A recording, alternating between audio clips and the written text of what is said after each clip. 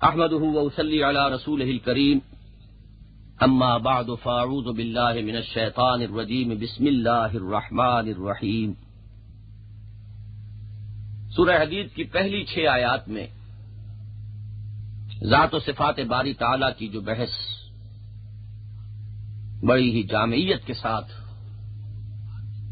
اور بہت سے مختلف پہلوؤں کو اپنے اندر سموئے ہوئے وارد ہوئی ہے، اس کے ضمن میں آیت نمبر 5 میں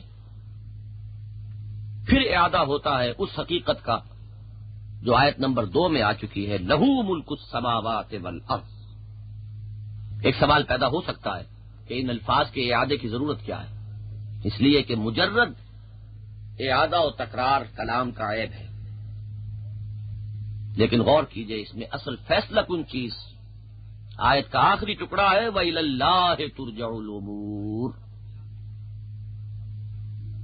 اور بالآخر تمام معاملات اللہ ہی کی طرف لوٹا دیے جائیں گے۔ اس کے ملک ہونے، بادشاہ ہونے کا ایک منطقی نتیجہ ہے کہ تمام معاملات، اس کی رعیت کے تمام فیصلے بالآخر اسی کی طرف رجوع کریں۔ گویا کہ یہ ایمان باللہ سے ایمان بالآخرت کی طرف وہ منطقی ربط کہ جس پر اس سے پہلے سورہ تغابن کے ضمن میں بھی گفتگو ہو چکی ہے، سورہ آل عمران کے آخری رکوع کی آیات کے حوالے سے بھی گفتگو ہو چکی ہے، یہاں اس کو بھی اجمال کے ساتھ لے آیا گیا۔ آسمانوں اور زمین کی بادشاہی اسی کی ہے اور اسی کی طرف، اور یہاں بھی نوٹ کیجئے جو قرآن کا عام اسلوب ہے، صیغہ مجہول ہے، ترجع الامور، ترجع الامور نہیں، معاملات لوٹ جائیں گے، یہ نہیں، معاملات لوٹا دیے جائیں گے، خواہی نہ خواہی، پسند ہو یا ناپسند، چاہو یا نہ چاہو۔ یولج اللیل فی النہار ویولج النہار فی اللیل، وہ رات کو پرو لاتا ہے دن میں اور دن کو پرو لاتا ہے رات میں۔ قرآن کا یہ انداز بھی دیکھیے کہ اکثر الفاظ قریب قریب آ جاتے ہیں مختلف صورتوں میں۔ آیت نمبر 4 میں لفظ آیا تھا یلجو، ولجا یلجو ثلاثی مجرد سے ہے، کسی چیز کا کسی چیز میں داخل ہو جانا، گھس جانا۔ یعلم ما یلج فی الارض وما یخرج منها، یہاں پر یولجو باب افعال ہے، وہ داخل کر دیتا ہے رات کو دن میں اور دن کو رات میں۔ اس کا ایک مفہوم تو یہ ہے کہ یہ سلسلہ روز و شب اختلاف ہو جو بار بار آیا ہے، ان فی خلق السماوات والارض واختلاف اللیل والنہار، اللہ تعالی کی آیات میں سے ایک عظیم آیت، یہ گویا کہ ایک ایسی تسبیح کے مانند ہے جس میں سیاہ اور سفید دانے ایک دوسرے کے بعد پرو دیے گئے ہوں۔ ایک یہ بھی ہے کہ کبھی دن بڑھتا ہے اور رات گھٹ جاتی ہے، گویا کہ دن رات میں داخل ہو رہا ہے، پھر کبھی رات بڑھتی ہے اور دن گھٹتا ہے، گویا کہ رات دن میں داخل ہو رہی ہے۔ اصل پہلو یہی کہ ان کی نسبت خود اپنی طرف نہیں، بلکہ فاعل کوئی اور ہے، کوئی پرونے والا ہے۔ یولج اللیل فی النہار ویولج النہار فی اللیل، یہ آپ سے آپ خود بخود رواں دواں کائنات نہیں ہے، بلکہ فاعل حقیقی، مؤثر حقیقی کوئی اور ہے کہ جو اس پورے سلسلہ وجود کو کنٹرول کر رہا ہے۔ وَهُوَ عَلِيمٌ بِذَاتِ الصُّدُورِ، تیسری مرتبہ پھر اللہ تعالی کے صفت علم پر پھر زور، اور ظاہر ہے کہ اس میں تو ایمان بالآخرت اور معاد اور جزا و سزا اور محاسبہ اخروی وہی سب سے زیادہ ملحوظ ہے، مد نظر ہے۔ وہ سینوں کے اندر جو کچھ ہے اس کا جاننے والا ہے، نیتوں سے واقف ہے، ارادوں کو جانتا ہے۔ انما الاعمال بالنیات وانما لکل امرئ ما نوی وَهُوَ عَلِيمٌ بِذَاتِ الصُّدُورِ۔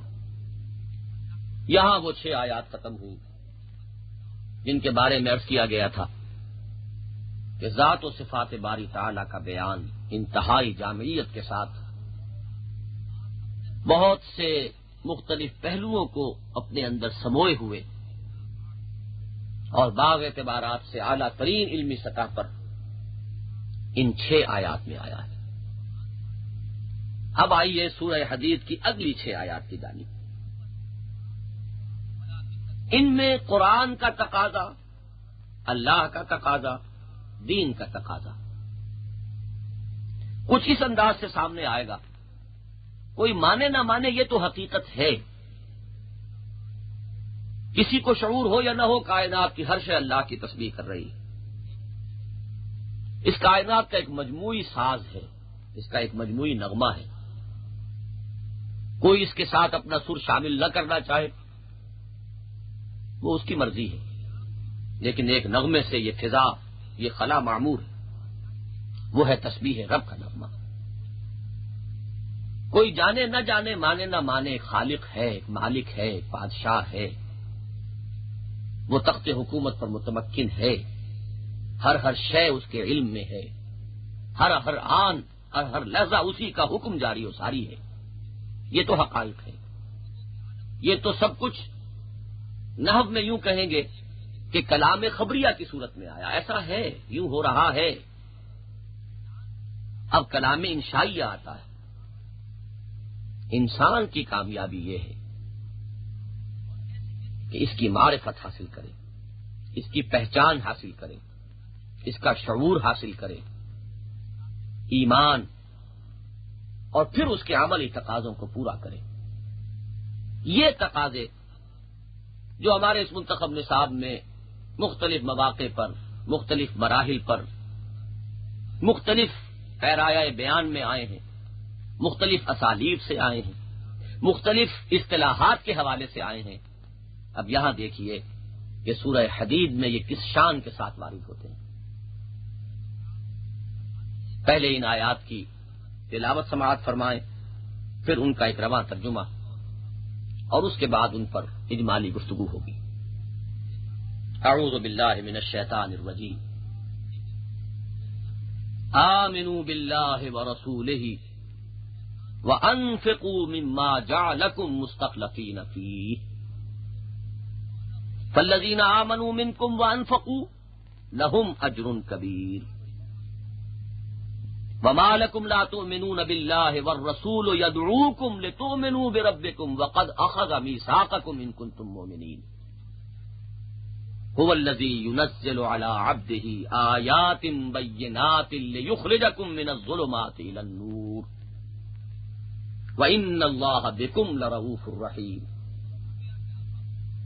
وما لکم الا تنفقوا فی سبیل اللہ وللہ میراث السماوات والارض لا يستوي منكم من انفق من قبل الفتح وقاتل اولئك اعظم درجة من الذين انفقوا من بعد وقاتلوا وكلا وعد الله الحسنى والله بما تعملون خبير من ذا الذي يقرض الله قرضا حسنا فيضاعفه له وله اجر كريم یوم تری المؤمنین والمؤمنات یسعی نورهم بین ایدیہم وبایمانہم بشراکم اليوم جنات تجری من تحتها الانہار خالدین فیہا ذالک هو الفوز العظیم۔ صدق اللہ العظیم۔ ایمان لاؤ اللہ پر اور اس کے رسول پر، اور خرچ کرو اور کھپاؤ اس میں سے کہ جس میں اس نے تمہیں خلافت عطا فرمائی۔ پس جو لوگ ایمان لائے اور انہوں نے خرچ کیا، ان کے لیے ہے بہت بڑا اجر۔ اور تمہیں کیا ہو گیا ہے کہ تم ایمان پختہ نہیں رکھتے اللہ پر؟ درا حالے کے رسول تمہیں پکار رہے ہیں کہ یقین کرو اپنے رب کا، ایمان لاؤ اپنے رب پر، اور وہ تم سے قول و قرار لے چکا ہے، تم سے عہد لے چکا ہے، اگر تم مومن ہو، اگر تم مانتے ہو۔ وہی ہے کہ جو نازل فرما رہا ہے اپنے بندے پر صلی اللہ علیہ وسلم روشن آیات، تاکہ نکالے تمہیں اندھیروں سے روشنی کی جانب۔ اور یقیناً اللہ تمہارے حق میں رؤوف بھی ہے اور رحیم بھی۔ اور تمہیں کیا ہو گیا ہے کہ خرچ نہیں کرتے اللہ کی راہ؟ درا حالے کہ آسمانوں اور زمین کی وراثت اللہ ہی کے لیے۔ برابر نہیں ہے تم میں سے وہ جنہوں نے انفاق کیا اور جنگ کی فتح سے قبل، ان کے بڑے اعلی مراتب ہیں، بہت اونچے ہیں درجوں کے اعتبار سے ان لوگوں کی نسبت جنہوں نے انفاق کیا بعد میں اور قتال کیا۔ اور سب سے اللہ کا وعدہ ہے بہت اچھا، اور اللہ جو کچھ کہ تم کر رہے ہو اس سے باخبر ہے۔ کون ہے وہ جو قرض دے اللہ کو؟ کون ہے وہ جو قرض دے اللہ کو قرض حسنہ، تاکہ اللہ دگنا کر دے اس کو اس کے لیے، اور اسے ملے بڑا باعزت اجر اس دن کہ جس دن تم دیکھو گے مومن مردوں اور مومن عورتوں کو دوڑتا ہوگا ان کا نور ان کے سامنے اور ان کی داہنی جانب۔ آج بشارتیں ہیں تمہارے لیے ان باغات کی جن کے دامن میں ندیاں بہتی ہیں، ہمیشہ ہمیشہ رہو گے ان میں۔ یہی ہے حقیقتاً بڑی کامیابی۔ یہ ہے 6 آیات، از آیت نمبر 7 تا آیت نمبر 12، جن میں دین کا تقاضا، اللہ کا مطالبہ، اسلام کیا چاہتا ہے، اس کا خلاصہ آگے آئے 2 اصطلاحات میں۔ اور دیکھیے کہ بہت مرتب کلام ہے۔ ایک اس پہلو سے کہ 2 تقاضے آئے، دونوں کے بارے میں جھنجھوڑا گیا اسی ترتیب کے ساتھ۔ دوسرے یہ کہ آغاز میں اجمال ہے، بعد میں وہی ایک بند کلی کھلتی چلی گئی ہے اور پورا پھول جو ہے وہ نگاہوں کے سامنے آ جاتا ہے۔ ذرا ذہن میں تازہ کر لیں، ہمارا جو نقطہ آغاز تھا اس میں 4 الفاظ آئے تھے: ایمان، عمل صالح، تواصی بالحق، تواصی بالصبر۔ پہلے حصے کے بقیہ 3 اسباق میں بھی 4 چیزیں، اصطلاحات مختلف۔ تواصی بالحق کے لیے کہیں امر بالمعروف اور نہی عن المنکر آ گیا، کہیں دعوت اللہ آ گیا، اعمال کے کہیں کسی گوشے کو زیادہ نمایاں کر دیا گیا، کہیں کسی دوسرے پہلو پر روشنی ڈال دی گئی، لیکن 4 چیزیں چلی۔ پھر ہمارے اس منتخب نصاب کے عین وسط میں سورہ حجرات کے آخری آیات میں یہ 4 چیزیں 2 کے 2 جوڑوں کی شکل میں سامنے آ گئیں، 2 اصطلاحات: ایمان اور جہاد۔ ایمان جب حقیقی ہوگا تو اس میں عمل آپ سے آپ آ جائے گا۔ یقین قلبی والے ایمان میں عمل کو اب علیحدہ ظاہر کرنے کی ضرورت نہیں ہے، وہ اس کا ایک جزو لا ینفک ہے، جیسا کہ حقیقت ایمان کی گفتگو میں عرض کیا جا چکا ہے۔ قانونی سطح پر ایمان اور عمل جدا ہیں، حقیقت کے سطح پر یہ دونوں ایک وحدت ہیں، ایک آرگینک ہول، ان کو ایک دوسرے سے جدا کرنا ممکن ہے۔ الایمان قول و عمل، لہذا دوسری اصطلاح جو ہے ایمان کے بعد وہ ہے تواصی بالحق اور تواصی بالصبر کا مجموعہ، جہاد فی سبیل اللہ۔ لیکن اس جہاد کے ساتھ 2 چیزوں کو واضح کیا گیا، کھپے اس میں مال بھی جانیں بھی، جسمانی ذہنی قوتیں، صلاحیتیں، استعدادات، مہلت عمر، اوقات، مالی وسائل و ذرائع، ان سب کو لگا دو اور کھپا دو فی سبیل اللہ، اللہ کی راہ میں، اللہ کے دین کی تبلیغ و اشاعت، اللہ کی طرف سے خلق خدا پر اتمام حجت اور اللہ کے دین کی سربلندی، لتکون کلمۃ اللہ ہی العلیٰ لیظہرہ علی الدین کلہ۔ یہ تھا وہ مضمون جو اس منتخب نصاب کے وسط میں آیا۔ سورہ حجرات کی آیت نمبر 15 سے اس کا آغاز ہوا، سورہ حج سورہ کے آخری رکوع، سورہ حج کے آخری رکوع اور سورہ صف میں آ کر وہ اپنے نقطہ عروج کو پہنچ گئے۔ اب یہاں ذرا اصطلاح بدل گئی، بات وہی ہے، آمنوا باللہ ورسولہ، ایمان لاؤ اللہ پر اور اس کے رسول پر۔ یہ ذہن میں رہے، یہ بات جب ان مسبحات کے کچھ مشترک اور صاف بیان ہوئے تھے تو تفصیل کے ساتھ عرض کی گئی تھی کہ ان صورتوں میں اصل تخاطب کفار سے ہے ہی نہیں، سارا خطاب ہے مسلمانوں سے بحیثیت امت مسلمہ۔ یہاں ان کو کہ جو ایمان کے دعوے دار ہیں ان کو خطاب کر کے کہا جا رہا ہے ایمان لاؤ اللہ پر اور اس کے رسول پر، یعنی ایمان لاؤ جیسا کہ ایمان لانے کا حق ہے، ایمان لاؤ حقیقی معنی میں ایمان، جس کی نظیر ہے سورۃ النساء کی وہ آیت کہ یا ایھا الذین آمنوا آمنوا باللہ ورسولہ والکتاب الذی نزل علی رسولہ، اہل ایمان ایمان لاؤ اللہ پر اور اس کے رسول پر اور اس کتاب پر جو اپنے رسول پر اس نے نازل فرمائی۔ اسی کے لیے آ گیا تھا سورہ صف میں وہ انداز کہ یا ایھا الذین آمنوا هل ادلکم علی تجارۃ تنجیکم من عذاب الیم تؤمنون باللہ ورسولہ وتجاہدون فی سبیل اللہ باموالکم وانفسکم۔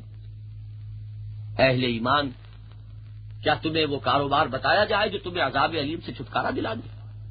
ایمان لاؤ اللہ پر اور اس کے رسول پر اور جہاد کرو اس کی راہ میں اپنی جانوں اور اموال کے ساتھ۔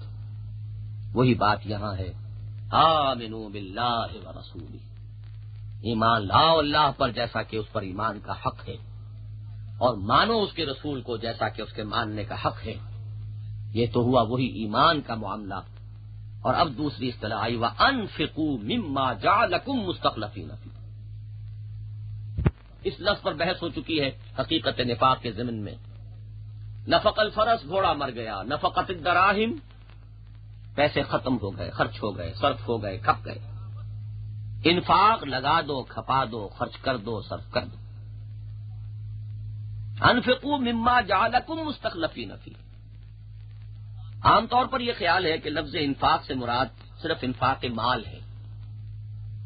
یہ خیال اس لیے پیدا ہوا کہ اکثر و بیشتر قرآن مجید میں جہاں مال صرف کرنے کی تاکید آئی ہے وہیں یہ لفظ آتا ہے بطور اصطلاح، لیکن اس کی وسعت کو اچھی طرح سمجھ لیجیے۔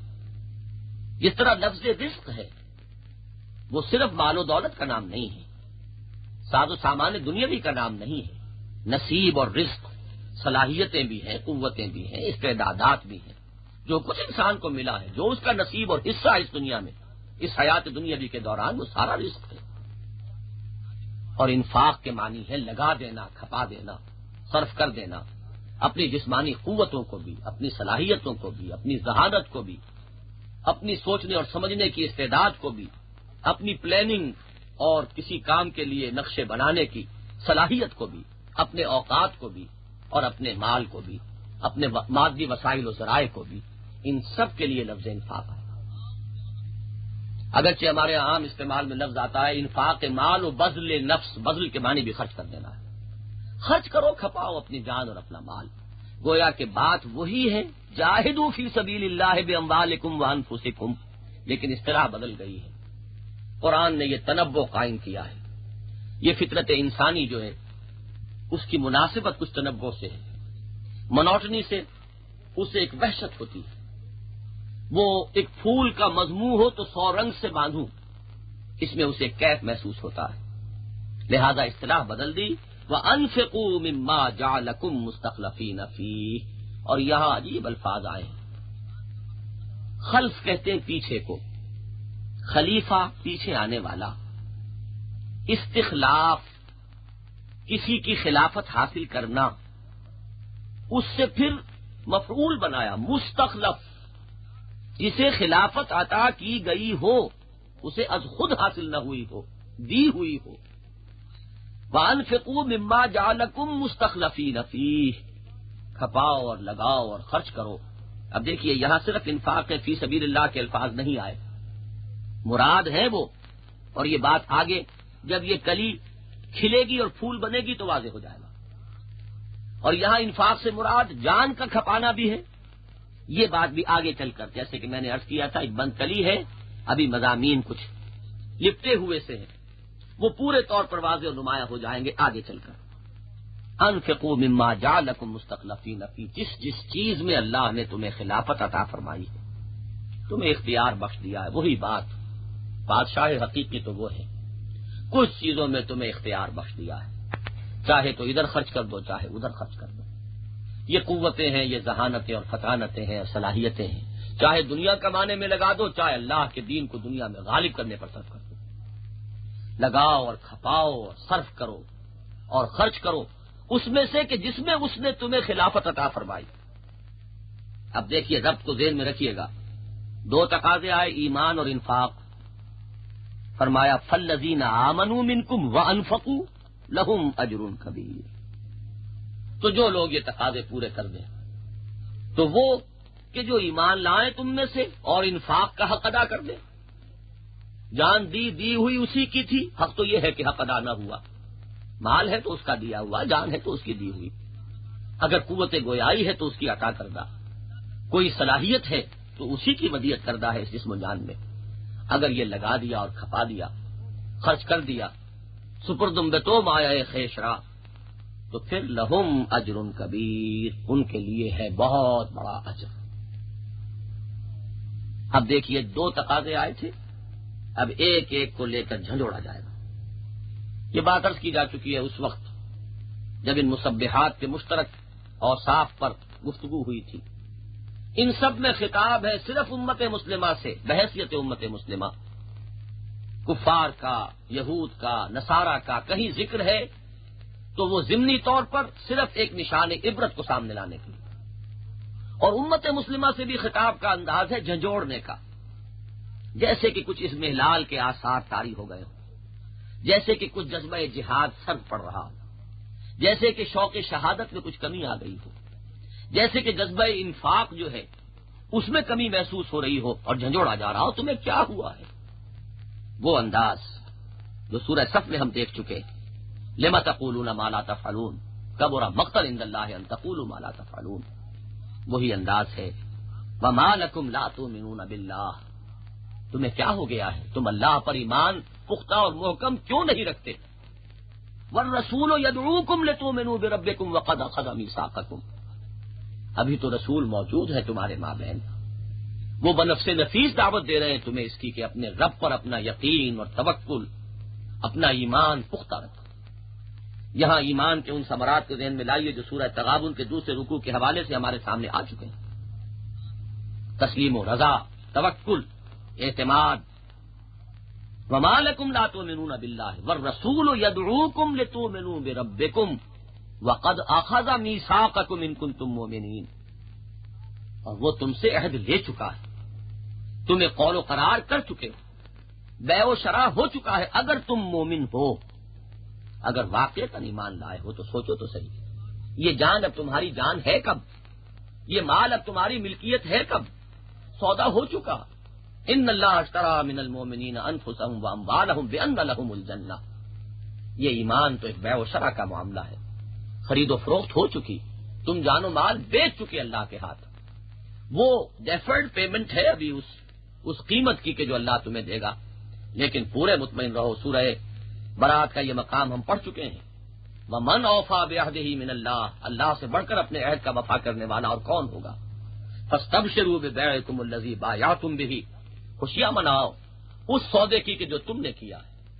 وہ بیع جو تم نے کی ہے اس سے زیادہ نفع بخش بیع اور کوئی نہیں، تو فرمایا وہ تو ہو چکا، قول و قرار ہو چکا، معاہدہ ہو چکا، اسی کو قرآن مجید میں ایک اور جگہ پر فرمایا ہے وَمِيثَاقَهُ الَّذِي وَاثَقَكُم بِهِ، اس میثاق کا دھیان رکھو جس میں وہ تمہیں جکڑ چکا ہے۔ یہ جو لفظ آتا ہے وثوق، اور یہی آخری پارے میں آیا سورۃ الفجر میں فَيَوْمَئِذٍ لَّا يُوثِقُ وَثَاقَهُ أَحَدٌ فَيَوْمَئِذٍ لَّا يُعَذِّبُ عَذَابَهُ أَحَدٌ وَلَا يُوثِقُ وَثَاقَهُ أَحَدٌ۔ یہ وثاق ہے باندھ لینا، اللہ تمہیں جکڑ چکا ہے۔ وَقَدْ أَخَذَ مِيثَاقَكُمْ إِن كُنتُم مُّؤْمِنِينَ۔ اس آیت کے اس آخری ٹکڑے سے بعض لوگوں نے مراد لی ہے، بعض لوگوں نے مراد لیا ہے وہ میثاق الست، وہ عہد الست کہ جو انسان عالم ارواح میں اپنے رب سے کر کے اس دنیا میں آیا۔ الست بربکم قالوا بلا، جو سورہ اعراف میں تفصیل کے ساتھ مذکور ہوا ہے وَإِذْ أَخَذَ رَبُّكَ مِن بَنِي آدَمَ مِن ظُهُورِهِمْ ذُرِّيَّتَهُمْ وَأَشْهَدَهُمْ عَلَىٰ أَنفُسِهِمْ أَلَسْتُ بِرَبِّكُمْ قَالُوا بَلَىٰ۔ وہ میثاق بھی ہو چکا، اس کی یاد تمہاری فطرت کی گہرائیوں میں موجود ہے، وہ عہد، وہ قول و قرار، اس کے اثرات تمہاری فطرت میں، پھر تم نے اس کی تجدید کی ہے جب دعویٰ کیا اذ قلتم سمعنا واطعنا، جب تم نے کہا کہ ہم نے سنا اور قبول کیا، جب تم نے کہا کہ اشہد ان لا الہ الا اللہ واشہد ان محمدا عبدہ ورسولہ، تو تمہارا وہ میثاق الست اور مؤکد ہو گیا ہے۔ تو اب پیچھے ہٹانے کے لیے، قدم پیچھے ہٹانے کے لیے کون سا موقع ہے؟ وما لکم لا تؤمنون باللہ والرسول یدعوکم لتؤمنوا بربکم وقد اخذ میثاقکم ان کنتم مؤمنین هو الذی ينزل على عبده آیات بینات لیخرجکم من الظلمات الى النور۔ وہی ہے اللہ جو نازل فرما رہا ہے اپنے بندے پر صلی اللہ علیہ وسلم روشن آیات، کیونکہ ابھی قرآن مجید کے نزول کا سلسلہ جاری تھا، لہذا یہاں فعل مضارع کی شکل میں ينزل، وہ نازل کر رہا ہے، آیات ابھی نازل ہو رہی ہیں۔ تمہارا حال یہ ہے کہ ابھی سے تمہارے جذبات ایمانی میں کمی واقع ہو رہی ہے، ابھی سے تمہارا جوش جہاد اور جذبہ انفاق ٹھنڈا پڑ رہا ہے۔ هو الذی ينزل على عبده آیات بینات لیخرجکم من الظلمات الى النور، تاکہ وہ نکالے تمہیں اندھیروں سے، اندھیاروں سے، ظلمتوں سے روشنی کی طرف۔ وَإِنَّ اللَّهَ بِكُمْ لَرَءُوفٌ رَحِيمٌ۔ یہاں ذہن میں رکھیے کہ سورہ جمعہ میں جو کچھ ہم نے پڑھا ہے گویا کہ اس کا خلاصہ یہاں آ گیا۔ نبی اکرم صلی اللہ علیہ وسلم کی دعوت کا مرکز و محور قرآن حکیم، تبشیر و انذار، تذکیر اور تبلیغ، یہاں تک کہ تزکیہ نفس، اس کے لیے اساس، اس کے لیے مبنا، اس کے لیے مدار قرآن حکیم۔ اندھیروں سے روشنی کی طرف نکالنا، خواہ وہ علمی اندھیرے سے علم کی روشنی کی طرف آنا ہو، خواہ وہ جہالت کے اندھیروں سے علم کی روشنی کی طرف نکلنا ہو، خواہ وہ اعمال بد کے اندھیاروں سے نکل کر اعمال صالحہ کی نور کی طرف آنا ہو، اس سب کا مرکز، اس پورے عمل کا جو محور ہے وہ قرآن حکیم۔ یتلو علیہم آیاتہ ویزکیہم ویعلمہم الکتاب والحکمہ، وہ پورا مضمون مسبحات میں سے ایک مکمل سورت کا جو عمود تھا اس کو یہاں پر اپنے ذہن میں تازہ کر لیں۔ هو الذی ينزل على عبده آیات بینات لیخرجکم من الظلمات الى النور، اتر کر حرا سے سوئے قوم آیا اور ایک نسخہ کیمیا ساتھ لایا۔ فإن اللہ بکم لرؤوف رحیم۔ سورہ حدید کی آیت نمبر 9 کا اختتام اللہ تعالی کی جن دو صفات پر ہوا ہے، رؤوف اور رحیم، ان کے مفہوم کو بھی ذرا گہرائی میں اتر کر سمجھ لیجئے، اس لیے کہ اس سورہ مبارکہ کے آخر میں بھی دو الفاظ آئیں گے، رأفتم و رحمہ، اور سورہ توبہ کے اختتام پر نبی اکرم صلی اللہ علیہ وسلم کی شان میں بھی ایک آیہ مبارکہ وارد ہوئی ہے جو انہی دو صفات کے ذکر پر ختم ہوتی ہے۔ لقد جاءکم رسول من انفسکم عزیز علیہ ما عنتم حریص علیکم بالمؤمنین رؤوف الرحیم۔ ہر جگہ یہی ترتیب ہے، رافت اور رحمت ان کے مابین ایک بڑا گہرا ربط اور تعلق ہے۔ کسی کو تکلیف میں دیکھ کر ایک احساس جو ایک دل درد مند کو ہوتا ہے، اس کے دکھ کو اپنے اندر محسوس کرنا، یہ رافت ہے۔ اور پھر اس کے دکھ کو دور کرنے پر آمادہ ہو جانا، متوجہ ہو جانا، یہ رحمت ہے۔ ایک ہی عمل کے یہ دو رخ ہیں۔ رافت مقدم ہے، پہلے ہوگی، رحمت اس کا نتیجہ ہے۔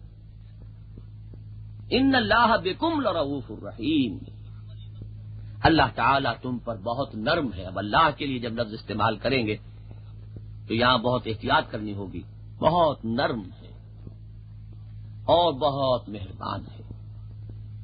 اس کی شان رؤوفی اور شان رحیمی کا سب سے بڑا مظہر یہ قرآن حکیم ہے، جو وہ اپنے بندے محمد الرسول اللہ صلی اللہ علیہ وسلم پر نازل کر رہا ہے، جو امت مسلمہ کے حق میں رؤوف اور رحیم ہے۔ اس طرح یہ دو نبی اکرم صلی اللہ علیہ وسلم کی شانیں در حقیقت عکس اور پرتو ہیں اللہ تعالی کی دو صفات کا، اور ان دونوں کے مابین جو لنک ہے وہ اللہ کا یہ کلام قرآن حکیم ہے۔ یہی بات ہے جو سورہ رحمان کے آغاز میں آئی ہے، الرحمن علم القرآن۔ رحمان کی رحمانیت کا مظہر ہے کہ اس نے قرآن سکھایا۔ رحمان کے لفظ پر سورہ فاتحہ میں تفصیلی گفتگو ہو چکی ہے۔ اللہ تعالی کے اس اسم گرامی میں اللہ کی رحمت کی شان آتی ہے ٹھاٹھے مارتے ہوئے سمندر کے معنی، اور اس کا مظہر عتم ہے قرآن حکیم۔ بہرحال اس آیت نمبر 9 کے حوالے سے یوں سمجھ لیجئے کہ نبی اکرم صلی اللہ علیہ وسلم کی پوری دعوتی، تبلیغی، تعلیمی، تربیتی پوری سرگرمی کا مرکز و محور آپ کا آلہ انقلاب قرآن حکیم۔ آگے چلیے، دو تقاضے آئے تھے، ایمان، انفاق۔ جو ان دونوں پر پورے اترے ان کے لیے اجر کبیر۔ اس کے بعد ڈانٹ کا سلسلہ شروع ہوا تھا، زجر کا، جھنجھوڑنے کا۔ تمہیں کیا ہو گیا؟ ایمان کیوں نہیں پختہ رکھتے؟ اب آئیے، وما لکم الا تنفقوا فی سبیل اللہ، اور تمہیں کیا ہو گیا ہے؟ کیوں نہیں خرچ کرتے اور لگاتے اور کھپاتے اور صرف کرتے اللہ کی راہ؟ یہ جان اور مال عزیز کیوں ہو گئے؟ انہیں بچا بچا کر رکھنے کی طرف کیوں توجہ ہو گئی؟ تو چھپا چھپا کے نہ رکھ اسے، تیرا آئینہ ہے وہ آئینہ کہ شکستہ ہو تو عزیز تر ہے نگاہ آئینہ ساز میں۔ یہ جان و مال تو اس لیے ہے کہ لگا دیے جائیں اور کھپا دیے جائیں اور صرف کر دیے جائیں، اللہ کا دیا ہوا اسی کی خدمت میں پیش کر دیا جائے اور سبک دوش ہو جایا جائے۔ یہاں دیکھیے لفظ فی سبیل اللہ آ گیا، وہ کلی کھل گئی ہے۔ انفاق سے مراد تھا انفاق فی سبیل اللہ۔ وما لکم الا تنفقوا فی سبیل اللہ۔ ابھی جو عرض کر رہا تھا جان اور مال، ایک واقعہ یاد آیا ہے سیرت مطہرہ کا، کہ جب ہجرت کی اجازت آ گئی ہے نبی اکرم صلی اللہ علیہ وسلم کو، جب اذن ہجرت مل گیا تو حضور تشریف لے گئے حضرت ابو بکر کے مکان پر رضی اللہ تعالی عنہ، اطلاع دینے کے لیے کہ اجازت آ گئی۔ وہ خوشی سے پھولے نہ سمائے، اس لیے کہ اس وقت کے لیے انہوں نے 2 اونٹنیاں تیار کی ہوئی تھی، انہیں خوب کھلا پلا کر فرما کیا تھا، تیار کیا تھا اس سفر کے لیے۔ خوشی سے عرض کیا، یا رسول اللہ، میں نے اونٹنیاں تیار کی ہوئی ہیں، ایک میرے لیے ایک آپ کے لیے۔ حضور نے سب فرمایا کہ ٹھیک ہے، میں استعمال کروں گا لیکن اس کی قیمت ادا کروں گا۔ نبی اکرم صلی اللہ علیہ وسلم نے جب یہ فرمایا تو حضرت ابو بکر صدیق رضی اللہ تعالیٰ عنہ کی آنکھوں میں آنسو آ گئے۔ انہوں نے عرض کیا، یا رسول اللہ، یہ جان اور مال کیا کسی اور کے لیے ہے؟ یہ انداز ہے کہ جو مطلوب ہے۔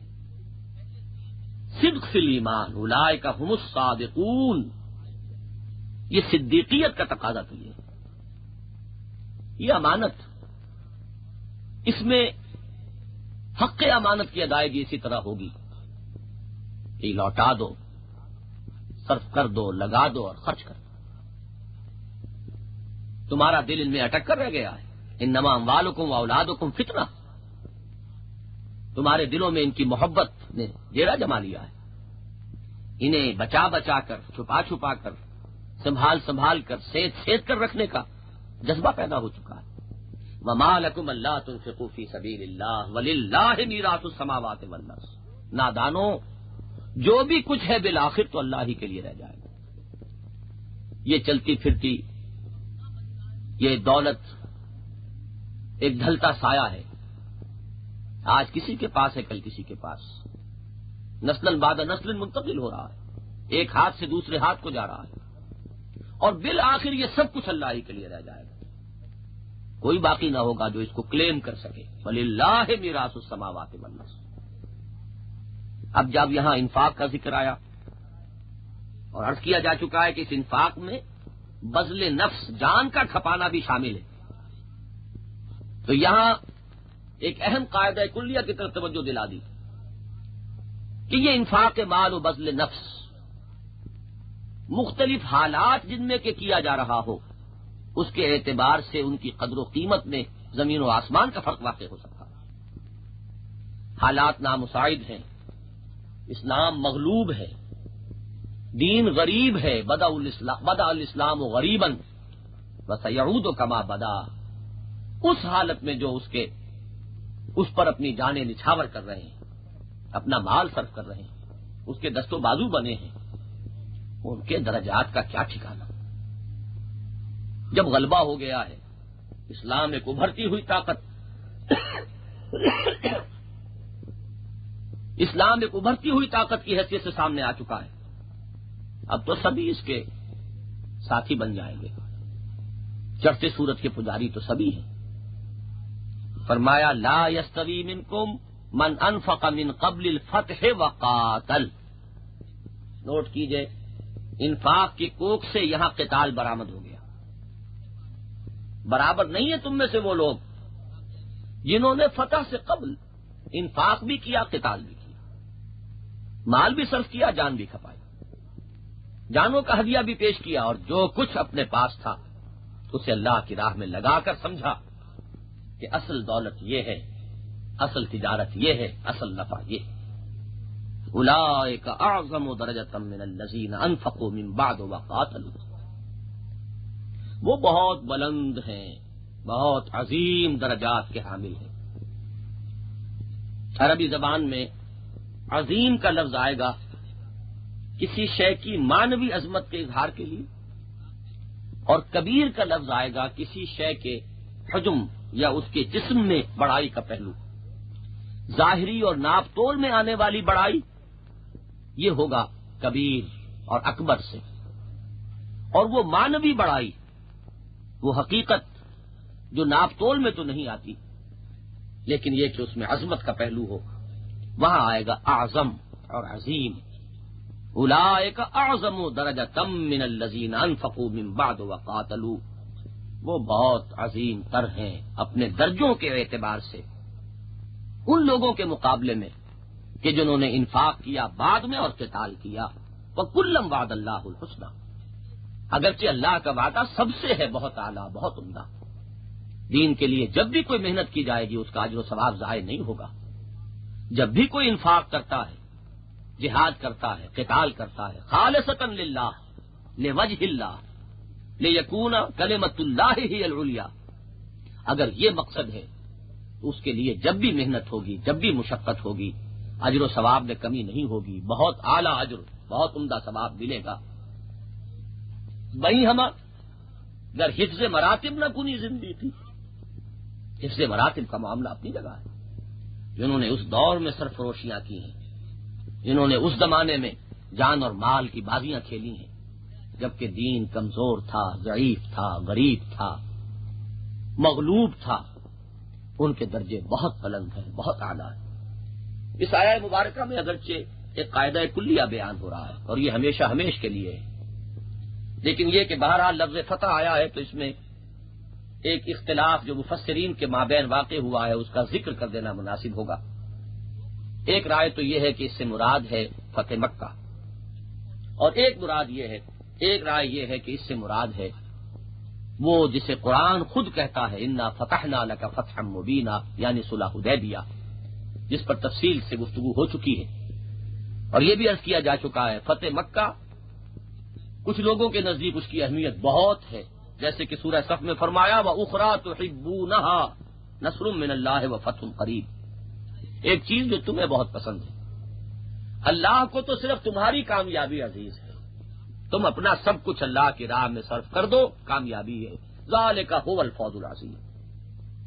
لیکن ایک چیز تمہیں بڑی محبوب ہے، اور وہ یہ ہے کہ دنیا میں بھی نصرت ہو، تائید عزتی ہو، فتح نصیب ہو، کامیابی ہو جائے۔ اسی طرح فتح مکہ جو ہے وہ بہت نمایاں ہے سیرت مطہرہ میں، لیکن معنوی طور پر غور کیا جائے تو فتح اصل جو ہے وہ فتح صلح حدیبیہ کی، جس پر قرآن مجید ایک پوری سورت اپنے اندر رکھتا ہے۔ تو بہرحال اصل چیز یہ ہے کہ دین کے لیے محنت، انفاق، جہاد، کوششیں، ایثار، قربانیاں جو اس منتخب نصاب میں بار بار سامنے آئی ہے، یہ دین کا تقاضا ہے، یہ ایمان حقیقی کا تقاضا ہے۔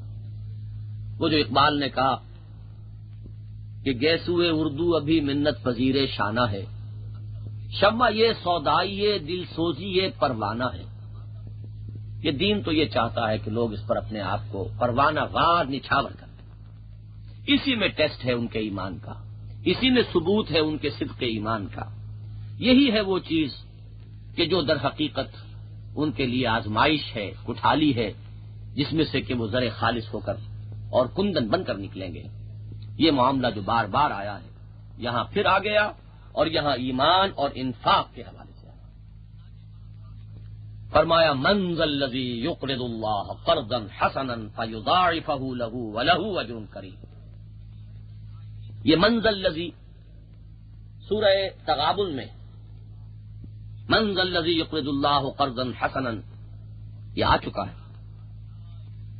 یہاں پر بھی وہی انداز، وہی الفاظ اور اسلوب کچھ وہ ہے جو شاید غالب نے یہاں سے اخذ کیا ہو، انداز بیان۔ کون ہوتا ہے حریف میں مرد افکن عشق، ہے مقرر لب ساقی پہ سلا میرے بعد، من ذا الذی یقرض اللہ قرضا حسنا، کون ہے وہ؟ ہے کوئی جس میں یہ ہمت ہو، جو واقعتاً ایمان باللہ، ایمان بالآخرت پر اس درجے مطمئن ہو چکا ہو، جس کا دل اس درجے ٹھک چکا ہو کہ وہ اپنا سب کچھ اللہ کی راہ میں دے، قرض حسنہ دے اللہ کو، فیضاعفہ لہ، تو اللہ اس کے لیے اسے دگنا کرتا رہے، بڑھاتا رہے، اضافہ ہوتا رہے گا۔ قرض حسنہ دنیا میں دیا جائے تو اس میں سود کی کوئی توقع شامل نہ ہو، اللہ کے ساتھ معاملہ قرض حسنہ کا کرو گے تو وہاں دگنا ہی نہیں، دہچند ہی نہیں، 100 گنا ملے گا، 700 گنا ملے گا۔ اور اجر کریم، جو کچھ دو گے تجدوہ عند اللہ هو خیرا واعظم اجرا، جو کچھ دو گے وہ موجود پاؤ گے، محفوظ پاؤ گے اپنے رب کے پاس، کہیں زیادہ بڑھا چڑھا۔ لیکن یہ کہ صرف اس دینے پر یہ جو ہمت کی اللہ کی راہ میں صرف کرنے کی، اس کی قدر افزائی کے لیے اللہ تعالی اجر کبیر بھی عطا فرمائے، اجر عظیم مزید ہوگا۔ ذہن میں رکھیے صحابہ کرام رضوان اللہ تعالی علیہ مجمعین کا معاملہ بڑا مختلف تھا ہم سے۔ قرآن کو صرف بغرض ثواب سننا یا پڑھنا، اس سے وہ ناواقف تھے۔ جہاں مطالبہ آیا فوراً حاضر۔ ایک انصاری صحابی ہیں حضرت ابو الدرداء، ایک انصاری صحابی ہیں حضرت ابو الدرداء رضی اللہ تعالی عنہ۔ ان کا واقعہ آتا ہے کہ جب یہ آیت نازل ہوئی اور نبی اکرم صلی اللہ علیہ وسلم نے یہ آیت سنائی، انہوں نے فوراً عرض کیا کہ حضور اپنا ہاتھ آگے بڑھائیے۔ حضور نے ہاتھ آگے نکالا، عرض کیا کہ حضور میں اپنا وہ باغ اللہ کی راہ میں دیتا ہوں، اللہ کو قرض دیتا ہوں، اللہ مجھ سے قرض مانگ رہا ہے۔ اس سے جو ایک کیف حاصل ہوا، ایک سرور کا سا احساس ہوا، بندہ عاجز اللہ کو قرض دے رہا ہو، وہ باغ جس میں کھجور کے درخت 600 کی تعداد میں تھے، اس کی وسعت کا تصور کیجئے۔ اس کے بعد آتا ہے کہ وہ فوراً گئے، باغ میں داخل نہیں ہوئے، اسی باغ میں ان کی رہائش بھی تھی، گھر بھی تھا، بیوی بچے وہاں تھے، گھر میں داخل نہیں ہوئے کہ میں دے چکا، اب یہ میری ملکیت نہیں ہے، باہر سے کھڑے ہو کر پکارا ہے، اے ام دہدہ بچوں کو لے کر نکل آؤ، یہ باغ میں اللہ کو دے چکا ہوں۔ یہ وہ جذبہ انفاق ہے، یہ ہے در حقیقت وہ کیفیت جس کی بنیاد پر وہ انقلاب برپا ہوا ہے، وہ جد و جہد آگے۔ بہرحال یہ وہ جذبہ عمل، جذبہ انفاق، مطالبہ آئے اور فوراً پورا کیا جائے، پکار ہو اور لبیک، یہ ہیں وہ چیزیں جس کی وجہ سے، جس کی بنیاد پر ایک انقلاب برپا ہوا، ایک جد و جہد کامیابی سے ہمکنار ہوئی۔ 23 برس کے مختصر سے مدت میں ایک عظیم انقلاب برپا ہوا۔ فرمایا یوم تری المؤمنین والمؤمنات یسعی نورہم بین ایدیہم وبایمانہم، یہ کب ہوگا؟ یوما پر زبر ہے، یہ حالت نصبی میں ہے۔ ایک رائے یہ ہے کہ پچھلی آیت سے اس کا ایک تعلق ہے، یہ اجر کب ملے گا؟ یہ اضعاف مضاعفہ نفع اور ثواب کب ملے گا؟ یوم تری المؤمنین والمؤمنات، یہ گویا کہ ظرف ہے اس کے لیے، اس لیے منصوب ہے۔ ایک رائے یہ ہے کہ یہاں کوئی فعل جو ہے محذوف مانا جائے گا، یاد کرو، تصور کرو، ذرا دھیان کرو اس دن کا جس دن کے تم دیکھو گے مومن مردوں اور مومن عورتوں کو۔ ذہن میں رکھیے کہ یہاں مردوں اور عورتوں کا ذکر صاحب ایمان لوگوں کے معاملے میں بھی ہو رہا ہے، اور آگے اگلی آیت میں نفاق کے ذکر میں بھی ہوگا۔ پھر یہ کہ یہ مضمون وہ ہے جو بعین ہی انہی الفاظ کے ساتھ سورہ تحریم میں آ چکا ہے۔ سورہ تحریم اسی سلسلے کی آخری کڑی ہے۔ سورہ تحریم میں مسلمانوں کی عائلی زندگی کے ضمن میں ہدایات آئی ہیں، عورتوں کے صاحب تشخص وجود، ان کا اپنا اخلاقی، ان کی اپنی اخلاقی ذمہ داری، ان کی اپنی پوری شخصیت، آزاد شخصیت، اس کو ایمفیسائز کیا گیا ہے۔ لہذا یہاں اس مضمون میں وہی انداز اختیار کیا گیا، یوم تری المؤمنین والمؤمنات، جس روز کے تم دیکھو گے مومن مردوں کو اور مومن عورتوں کو، کس حال میں؟ یسعی نورہم بین ایدیہم وبایمانہم، ان کا نور دوڑتا ہوگا ان کے سامنے اور ان کے داہنی طرف۔ یہ مضمون جیسا کہ عرض کیا گیا بعین ہی یعنی الفاظ میں سورہ تحریم میں آیا ہے، اور وہاں اختصار کے ساتھ اس کو بیان کیا گیا تھا۔ یہ ہے مقام اس کی وضاحت کا، یہ نقشہ ہے میدان حشر کا، بلکہ اس کے ایک خاص مرحلے کا جس کو عرف عام میں پل صراط سے تعبیر کیا جاتا ہے۔ کوئی مرحلہ ہے جس کی پوری تفصیل کو ہم اس وقت نہیں جان سکتے، کہ کہیں سے گزارا جائے گا،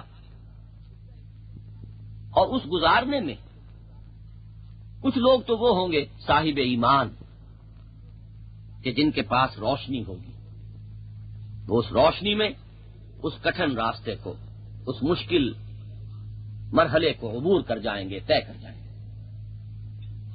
کچھ وہ لوگ ہوں گے جو دنیا میں تو مسلمان سمجھے گئے، قانونی اسلام یا ایمان کا درجہ انہیں حاصل رہا، لیکن نور ایمان سے حقیقت انتہی، نور اعمال صالحہ سے محروم، وہ بھٹکیں گے اور ٹھوکریں کھائیں گے۔ اب اس کی تفصیلی حیت کیا ہوگی، کیا شکل ہوگی، یہ تو اسی روز معلوم ہوگی، لیکن ہے یقیناً کوئی مرحلہ کہ جس کا قرآن مجید میں ان دو مقامات پر اس قدر وضاحت کے ساتھ ذکر کیا گیا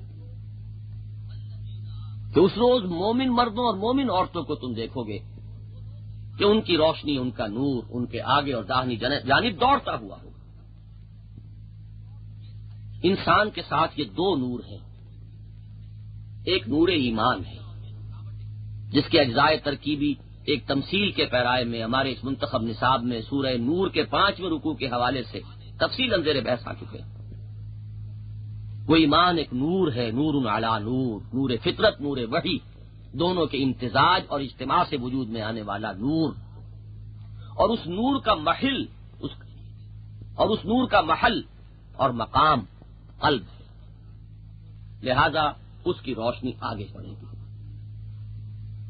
وہ جس کو کہ وہاں اس تمثیل میں بیان فرمایا گیا کہ مثل نورہ کمشکات فیہا مصباح المصباح فی زجاجہ الزجاجۃ کأنہا کوکب دری یوقد من شجرۃ مبارکۃ زیتونۃ لا شرقیۃ ولا غربیہ یکاد زیتها یضیء ولو لم تمسسہ نار نور علی نور. یہ نور ہے نور ایمان حقیقی جس کا محل اور مقام ہے قلب. دوسرا نور ہے نور اعمال. دوسرا نور ہے نور اعمال.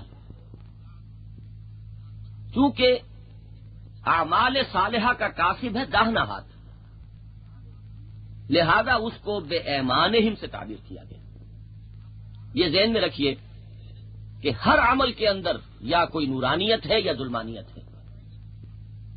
ہماری یہ مادی آنکھیں، ہماری یہ بصارت ظاہری اس کا ادراک نہیں کر پاتی، لیکن ہر عمل میں، ہر فعل میں یا نورانیت یا ظلمانیت موجود ہے. اور جب انسان کسب کرتا ہے، خیر یا شر کماتا ہے، تو اس کی نورانیت یا ظلمانیت کو اپنی شخصیت میں جذب کرتا ہے. اسی کا ظہور ہوگا. یہ عالم مادی، اس کے قواعد و ضوابط کچھ اور ہیں، اس کے گورننگ لاز کچھ اور ہیں. اس عالم میں ان قوانین ہی کا ایک تغیر و تبدل ہو جائے گا کہ ہر شے کی اصل حقیقت سامنے آ جائے گا. وہ لوگ جن کے سینے اس نور ایمان سے منور تھے، اور اس ایمان حقیقی کا لازمی نتیجہ ہے عمل صالح، جنہوں نے خیرات و حسنات اور بھلائیاں اور نیکیاں کمائیں، ان کا نور اس روز ظاہر ہو جائے گا. وہ نور نمایاں ہو کر سامنے آ جائے گا. اس نور کے بارے میں نبی اکرم صلی اللہ علیہ وسلم نے فرمایا کہ اس کا درجہ بڑا متفاوت ہوگا، بہت مختلف ہوگا. کسی کا نور اتنا ہوگا کہ جس سے مدینے سے عدن تک روشنی ہو جائے. کسی کا نور اتنا ہوگا کہ مدینے سے صنعاء تک اس کی روشنی پہنچ جائے. اور کسی کا صرف اتنا ہوگا کہ اس کے قدموں کے آگے آگے روشنی ہو جائے. یہی وجہ ہے کہ سورہ تحریم میں جو الفاظ آئے تھے، یقولون ربنا اتمم لنا نورنا واغفر لنا انک علی کل شیء قدیر. وہ یہ کہتے ہوئے ہوں گے، اے رب ہمارے، اے پروردگار، ہمارے لیے ہمارے اس نور کا اتمام فرما دے، تکمیل فرما دے. ہماری کوتاہیاں، ہماری غلطیاں، ہماری تقصیر، جس کی وجہ سے کہ یہ نور مدھم رہ گیا ہے، تو اپنے فضل و کرم سے، تو اپنے خزانہ فضل سے اس کی تلافی فرما، خطاؤں سے درگزر فرما اور ہمارے نور کا اتمام فرما دے. اس لیے کہ تجھے ہر شے کا اختیار ہے، تجھے ہر قدرت حاصل ہے.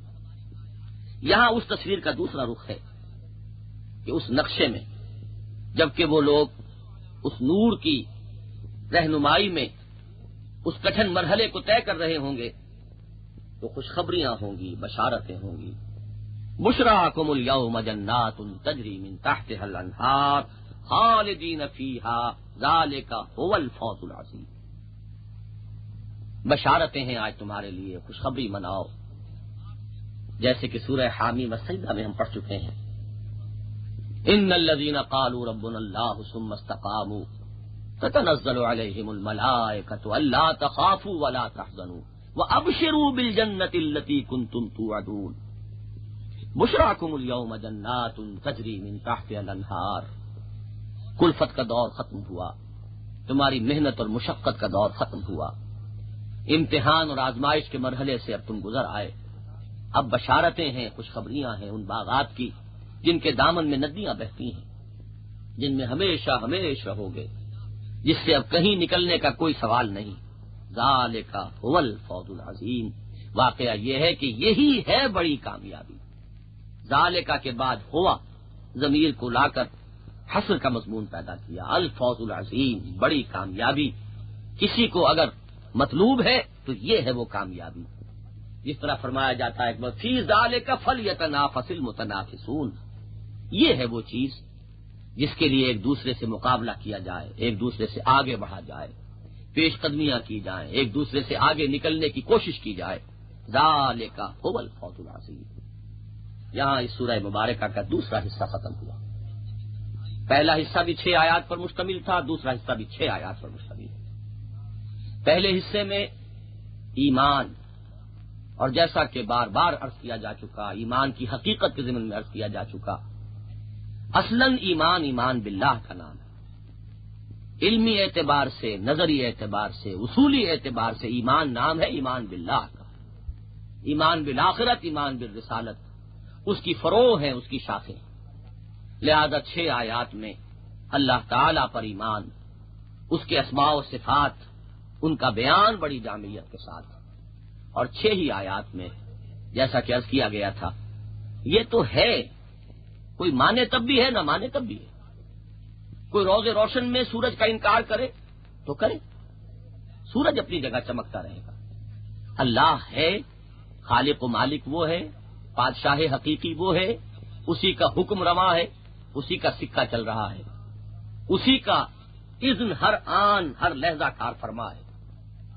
ہاں، فوز و فلاح اور کامیابی ان کے لیے ہے جو اسے پہچانیں، جو اسے مان لیں، جو اس سے لو لگائیں، جو اس سے محبت کریں، جو اسے مطلوب و مقصود بنا لیں، جو اس کے لیے جان و مال کھپانے کے لیے تیار ہو جائیں، اپنا سب کچھ اس کی راہ میں قربان کرنے کے لیے آمادہ ہو۔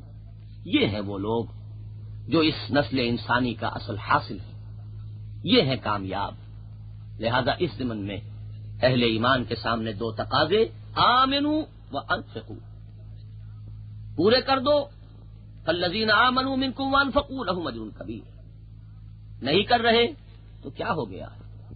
کیوں نہیں ایمان پختہ رکھتے؟ کیا ہو گیا ہے تمہیں؟ خرچ کیوں نہیں کرتے؟ اور اس کے بعد ایک اعلان، ایک دعوت، ایک للکار، ایک پکار، من ذا الذی یقرض اللہ قرضا حسنا فیضاعفہ لہ وَلَهُ أَجْرٌ کریم۔ پھر وہ نقشہ، وہ انجام، یوں کہیے کہ اس ڈرامے کا ڈراپ سین، اس کی ایک جھلک دکھا دی گئی۔ یہ ہے وہ اعلیٰ انجام، یہ ہے وہ بڑی کامیابی جس سے 2 ہوں گے وہ لوگ کہ جو ان دونوں تقاضوں کو پورا کر دیں۔ وآخر دعوانا الحمد للہ رب العالمین۔